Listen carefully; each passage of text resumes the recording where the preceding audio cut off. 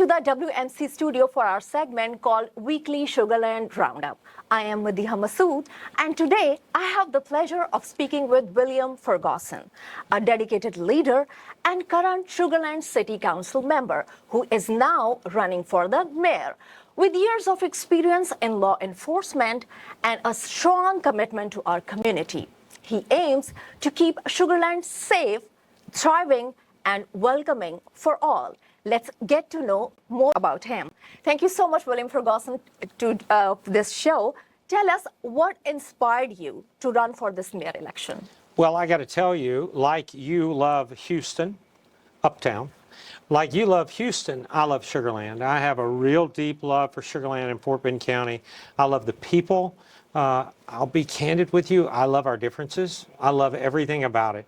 And I believe that someone has to step up and in our diversity needs to unite us. And I'm going to do that.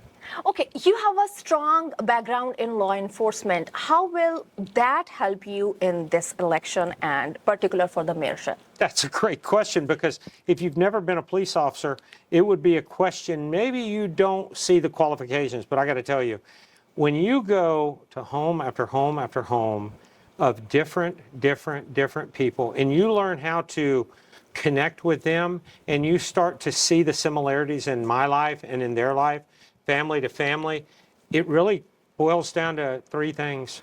They want to be safe, they want opportunities, and at the end of the day, they want to be respected. It doesn't matter, and as a police officer, we learn to do that. All right, we have been hearing that earlier 3 candidates were in the race. Yes. But today, 4th candidate jump into the race too. So how people are seeing this, and what are their expressions on that? Well, so far it's great. So here's what I've learned, and sadly, maybe it's good, maybe it's bad, but for me it feels kind of sad that our community, Houston included, you know, Sugarland is no different, they spend their lives chasing soccer games and everything, and they really don't even know their existing leaders, okay? Yes. Yeah, some may say, I know the mayor, I know a council member, I may know a county commissioner. So right now, people that are in a race, you know, I'm trying to get everybody's attention just like everyone. They may not even know me. I mean, I have a great following, but the reality is all they have to do is look at our recent history especially, and they will see how we perform for them. And so it's easy for the citizens, but they have to look. Absolutely. And they're busy, and they're not always looking. Yes, but I would like to tell my audience that you have driven the attention already, because if anybody else go through his profile, they're going to know that you just not have started this, you have a long trail. Right. We've done a lot for a long time, and you know, this is an awkward part. You and I had a conversation about this before. Some of the things that I do regularly, I've actually pulled down off my social media because I don't want people to think I'm doing them for the wrong reasons. We just keep doing them, and when we win the race, we'll pick it right back up. I don't want the public perception to be a negative on the work we're doing. And with your permission, I'm not taking that permission, but I want to tell my audience that though he lives in Sugarland, but he often visits Houston City and try to help the homeless, and especially he did exceptional work in this cold season. So would you like to share a little bit? Oh, the homeless community, first thing, let me do this. There is a reason why Houston and Harris County has such a large homeless community. They have some really, I'm going to call them progressive social programs to help people that are down and out, which is the right thing to do. So people that are in that situation, they come to Houston and Harris County, they don't stop in Sugarland, they don't stop in Richmond, Roseburg, they end up in Houston. And so how can I say that I'm a man of faith and I see someone on the side of the road that is freezing to death, knowing I have the resources? So what do? We go get sleeping bags, we get hot chocolate, we get everything they could ever want, and then we spend till midnights and we drive around and make sure people are warm. But right now, Mayor Whitmire has done a fabulous job this last freeze of helping get people off the street, getting them to warm places. And so, you know, I always have my hat when my interviews. Hat off to Mayor Whitmire and the Harris County team for really getting freezing people off the road into warm places. It'll never stop. I'll keep doing it. And one day you're going with me. Yes, of course. Yes. William, tell us, if we talk particular about the elections, what are the top 3 things you want to focus on the city of Sugar Land? Well, I've got to tell you, so our citizens live with the second lowest property tax rate in the state of Texas. That's pretty big. Our citizens have the best police, fire, and EMS in the state of Texas, day in, day out, okay? So they don't think a whole lot about the problems they have because their taxes are low and their services are high. With that said, they have a really big problem in Sugar Land, and that is our 30-year-old community. All the 30-year-olds, they're pretty much gone. They're gone to Katy, they're gone to Pearland, they're gone to other places where their jobs are, where there's housing available. In Sugar Land, there's just not available housing because everyone's there, no one wants to leave, and so our 30 and 40-year-olds have nowhere to go. So the very first thing I want to do is work with developers and redevelopers and get our city vitalized by bringing back our 30 and 40-year-olds. That's the first thing I want to do. So what do you plan to support small businesses? You talk about the youngsters, so the entrepreneurs or the small business owners? So the biggest piece that's lacking, and by the way, I have to clarify this. This is important that every taxpayer understand. Do you really want to pay your government to be a small business developer? Now watch this. Do you want to have to pay ad valorem dollars that the government is going to go out with your tax dollars and help small businesses? Probably not, okay? But here's what I would tell you. We all can do something about small business by simply doing what you and I do. And you've watched my Howdy Fort Bend before. I find businesses in our community, I go in there, I get them 8, 10, 15, 20,000 views. All of a sudden their business is busy only because we're placing a focus on our local businesses. Our government can do that without ad valorem dollars. They just need to have a behavior to do that. Let's highlight, this week we're going to highlight florists in our city. This week we're going to, because they have the attention of the community. Hey guys, just be reminded, ABC, whatever, they're here, please.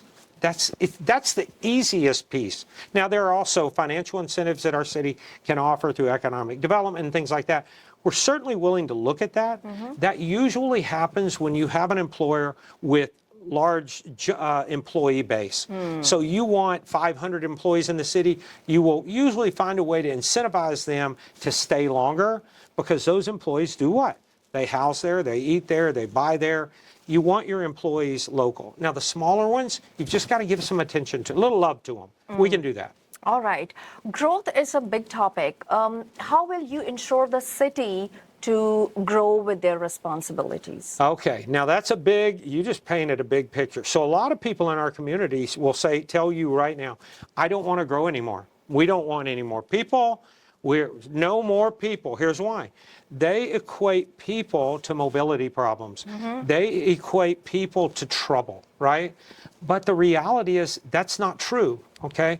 I tell people all the time, we have 6 apartment complexes in our community. 6, right? I ask people all the time, which is the worst one? And you know what they tell me? I don't know. It's because we don't have a worse one. They're all great. Our single family homes are great. So how do you improve population without affecting mobility? Their big issue is don't delay me, okay? I love my home, I love my police, fire, and EMS, but don't delay me to work, don't delay me to the mall, don't delay me wherever I want to go. So what do? It's doable, and here's what you come up with the ideas that are happening all over our nation, all over the world, that where they live is where they work, is where they go to the store, it's where they have entertainment. You build these properties that invite people to enjoy that as their home, and guess what? You don't have a mobility problem because they're not going anywhere. Does that make sense? Yes. But what's happened in the suburbs where we live is you live in a single family home. Now you get in your car. Rarely will you get on your bicycle and walk or run. But then you drive to a store. Well, what if that was in your community? Maybe you had a garden store, or what do they call it? There's local, big chains with local neighborhood stores. You encourage these local retailers to help develop out. It's so doable. It's happening all over the nation. We need to do it locally. Yes, little convinced. Okay. Yeah. All right. You have a long trail to work with the law enforcement. Let's talk a little about that. Public safety is always a concern. What's your plan to keep Sugarland more safe? Oh my Because goodness. you are all over More on safe. the Hey, streets. when you're number one, it's hard to be above one. I'm just kidding. So, you know, the key to safety, and I want to make sure everybody understands, whether you live in a single family home, you're at the mall, or you're in an apartment, okay? The best tool as a law enforcement, I'll tell you, is me looking out for you and you looking out for me. That is the number one best tool. And then our little phones, as soon as I see something that's not right in your life from my distance, 911 or 311 or direct non-emergency. And what happens is the police aren't doing anything new, but now there's an awareness that you're my neighbor in my community. Once you just do that, you're going to elevate the responses. You're going to elevate the feeling of home and comfort. This is my city, and I'm looking out for you. Those little mindset changes, reminding people they're part of a community and not just a single family home, it changes everything. People start going, you know what? I've noticed her car hadn't moved in 2 days. We better go check on her, right? Whatever the case may be. Why is that person looking in our community mailboxes? Who is that guy, right?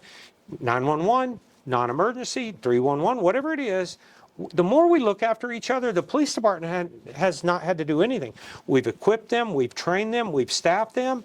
All they do is show up in response to you and I caring about our community. It's really easier than people think. But of course, you have served before, but mayorship is something like a crown, like a king becoming a king. So of course, you're welcoming more responsibilities with that. So with that, people would expect do more from you. So do you have any plan if they expect from you to do more, or you have already a plan for them to make them more happy? So the key, and I'm going to pick on Mayor Whitmire because I brought him up earlier. I don't see Mayor Whitmire or our current mayor, Joe Zimmerman, as a king at all. Here's what I see, and I'll be candid with you. We are really bold servants to our community, not kings, not queens, not anything other than bold servants. Here's what I mean by that. Everything that's going poorly in the city is our fault. Everything that's going really well, it's maybe our responsibility, or we may be responsible for it. But the truth is, all the good things don't fall on the mayor, but all the bad things do, okay? So what we do as servants... That was my point. Yeah, as servants to our community, not as kings, as servants to our community, we have to understand how their heart's beating. So we have to have our finger on their pulse. We have to understand what is moving them, what is freezing them. That's a great one. So when your community is not functioning, if they don't shop, they don't eat, they don't, whatever it is, they live in fear, maybe that's what it is. There's some problem going on. Maybe it's economic, maybe it's something else. But as true servants to our city, once you put your finger on that pulse and you start to get a feel for it, you're going to get it. And they know me. They can go on social media, not talking to me. I'm watching social media. All of a sudden, a public works truck pulls up in front of their house, and they're like, what are you doing here? Well, one of our council members saw your comment, and we're here to fix a problem. They're like, what? That's how it works at our level in our city of 115,000. All right. What sets you apart from other candidates? Because now there are 3 other candidates. Well, actually, there's currently a total of 5. Really? Oh, yes, there's a total of 5. Well, I think that I'm taller than all of them. You said what sets me apart. That's a joke. I'm kidding around. So my experience in law enforcement and leadership is absolutely a characteristic that our city always needs. A city of 115,000, I say we are the purple cow. If you've never read that book, read it. We are the purple cow. We are the bell cow in Fort Bend County. What we do in Sugarland happens throughout the county. So you need a leader. You need someone that on the fly says, tell me the facts, done, go left, go right, go up, go down. I'm a leader, okay? That's the very first thing. I am not suggesting they are not leaders. I am saying I am a leader. And to be candid with you, I'm a little fearless. There is no one that can upset me too much. And I think that's a really strong characteristic. You don't need a fearful person. And this is what every voter should focus on. I would suggest that you just go through all the profiles, because nobody knows who's working. That's it. So go through the profiles and you can better decide. Yes. I wish they would. Absolutely. And the rest of the thing you can DM me. I can suggest it. All right. if you could describe more about the leadership, you just said that a leader can lead the nation better way. So tell us about your role as a city council member. What is the actual role? Because few of the Pakistanis, they are also running for the same position. Sure. So it's important that's a great question, by the way, because a lot of the people that live in Houston don't realize that the government in Houston is different than the government in Sugar Land. I don't even know if you knew that. So the government in Sugar Land is really unique. And what we've done is we've set up a council, city manager relationship structure. What that looks like is our council, there's 7 votes, including the mayor. So we get together, the 7 of us, and we decide the direction we want the city to go. We tell our city manager, in this case, his name is Mike Goodrum, great guy. We tell Mike, here's what we want to do, direction we want to go, please accomplish this. And then we take our hands off the wheel. Mike takes it and he uses our 940 employees and he accomplishes what we know our citizens want, customer service, improved mobility, whatever it is, that is our city manager's role. But what we never do is interfere with the chief. We never get involved, the council, because that's his role. And we have an agreement and it works well. Now, in the city of Houston, it's a little different. And you used the term king, I didn't. But the mayor is more daily hands-on than we are with city council than we are, because we take our desire and we put it on the city manager and he runs it. And it's really unique and it's efficient. Absolutely. So do you think that Pakistani who are now running for these positions, they're going to do better? They will compete better? Well, personally, I think that first thing first. So speaking to anyone watching this video, okay, it is paramount that good men and good women, and I'm speaking about Sugar Land, we can talk about anywhere in America specifically. If you have a desire to improve your community, it starts locally. It starts in the schools. It starts in city council. It starts in the county role. Please get involved. So to every candidate interested in running right now, here's what I would tell you. You got a really good chance if you've got your finger on the pulse of the community. If you don't, it's too late. Like, don't get in the race today thinking you're going to understand what they want already. It's going to take years to figure that out, okay? Now, with that said, be fearless. Okay? Once you know what your community wants, you better be willing to fight for it. Because at the end of the day, that's really how it's accomplished. You and I, we get together, we work it out, and we move forward for the community. This is not about us. This is not about Mayor Whitmire. It's not about Mayor Zimmerman. It's not about Councilman Ferguson. It is about the community. And when you act like a servant to them, you're fine. Any candidate can do that, but they better understand the community. Don't walk in just to get your name known. All right, with that, take this question with that. For instance, if any of the candidate who just come up with the nomination, like I am running for this certain position, but not into the public before.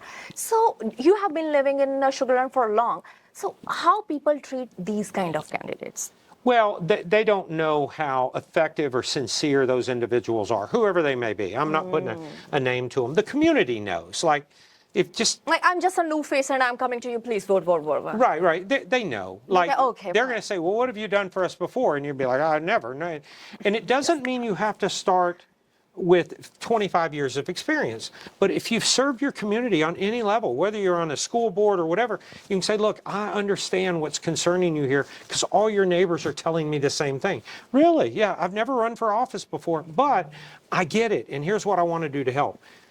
Anybody can run, but they better understand their community. To the community, of course, the demographic. All right, William, I have one more question. That if WMC in future organize one debate with all the candidates who are running for the mayor, would you be agreed to be on the table again? I could not say loudly enough yes. I would love that. I wish you would do it this week or any time in the future. It would be fabulous because the work that you're doing here is improving our community. I want to be a part of it. Wonderful. We got one confirmation. Let's see from the other candidates. So the last question of the show is, what's your message to the people of Sugar Land as they decide who to vote for? So the very fun thing in the process of preparing to run is simply this. What would be that core message? It's simply this. I want to move Sugar Land forward together. in our very, very diverse city, we have an extremely diverse city, which is one of the most beautiful, watch this, strengths or weaknesses on how we want to manage that. Here's an example. If you want to be different in our city, you can absolutely be different. But you may not be as close to your neighbors as you could be by being a part of a community differently. And so I want to bring our city together with all of my experience. I want everybody to have opportunities. I want them all to be respected and certainly everybody to be safe. But at the end of the day, if you want to be united, that would be a vote for William Ferguson for mayor. With that, thank you so much, William Ferguson, for sharing your vision with us today. It's clear that you have a deep love for the city and a strong plan for its future. Wishing you the very best in your campaign. And to our viewers, stay informed and stay engaged.